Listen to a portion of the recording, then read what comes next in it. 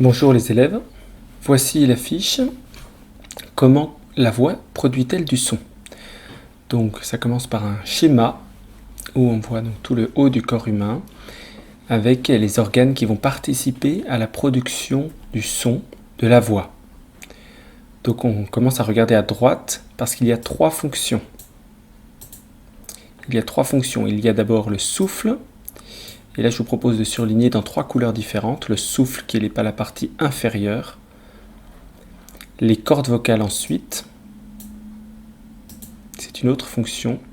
Et les résonateurs. Tout ce qu'il y a en haut au-dessus des cordes vocales. La première fonction, c'est ce qu'on appelle le souffle.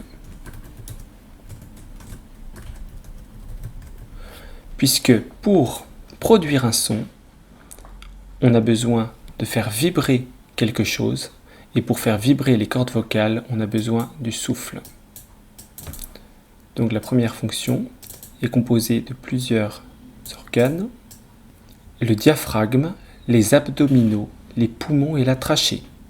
Alors le diaphragme, c'est un muscle arrondi qu'on voit ici, qui est un grand muscle qui va être placé en dessous des poumons et au-dessus de l'estomac.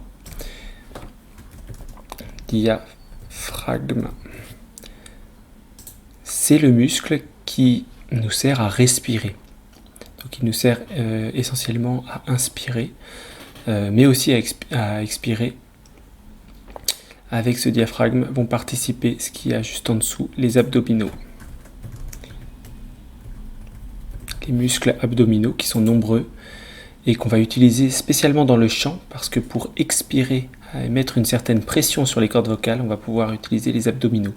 Mais c'est vraiment le diaphragme qui est ce muscle qui nous permet de respirer.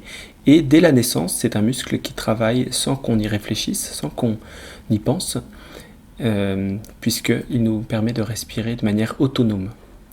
Donc le diaphragme, les abdominaux, ce sont les muscles qui vont donc faire bouger quoi ? Ils vont faire bouger les poumons, gonfler et vider les poumons.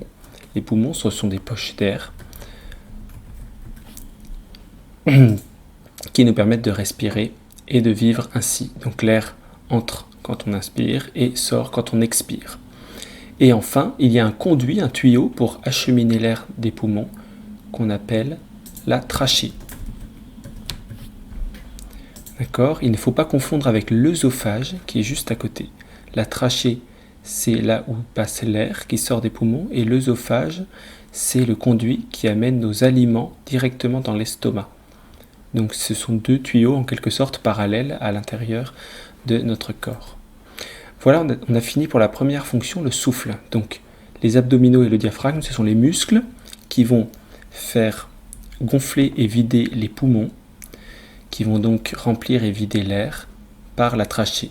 Ensuite, qu'est-ce qui produit le son ? Ce sont les cordes vocales, les muscles, deux petits muscles en forme de voile qui vont se serrer ou s'écarter. Ils sont situés dans le larynx. Donc au-dessus de la trachée, le larynx.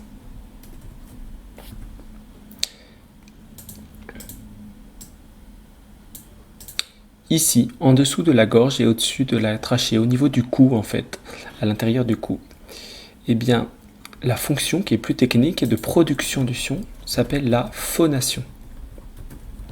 La phonation, phonos, ça veut dire le son en grec, donc phonation, la production du son. Les cordes vocales se mettent à vibrer quand elles se resserrent. On le voit ici sur ce schéma. Les cordes vocales se touchent, mais elles permettent un passement d'air très fin. C'est donc une vibration qui produit la voix. Au contraire, ici, on verra les autres schémas sur les cordes vocales plus développés plus tard. Enfin, la troisième fonction, après la phonation, c'est la résonance, les résonateurs. Si on n'avait que des cordes vocales, le son ne pourrait pas résonner, on ne pourrait même pas parler, produire des voyelles différentes. Le son a besoin d'être formé en quelque sorte, modelé par la résonance. Et la résonance se fait dans différents endroits, comme on voit ici. Elle se fait avant même la bouche, elle se fait dans le pharynx, dans la gorge en fait.